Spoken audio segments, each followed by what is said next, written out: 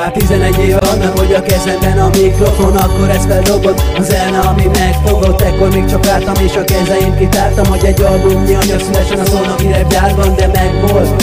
És sokakat megmozgatott a kincsillaga a föld alatt, országszerte ragyogott, majd jött a dinasztia. To sú presne také istí kokoti.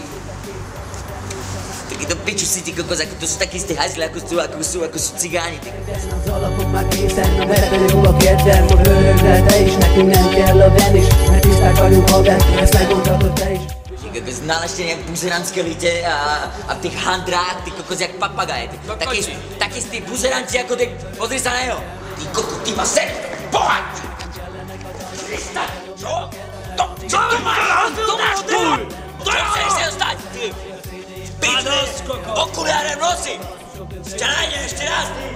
Prokám te vyjebaný! Pojem sa! Nie je normálne byť normálny. Buďme tolerantní. Indul a szezon kőkeményen, mint a beton. Fújjuk le a bort, kapcsold be, azt már tolom is. Anyám borogas, álmos délután. Megőrülök érte, mint kis kölyökként a prém után.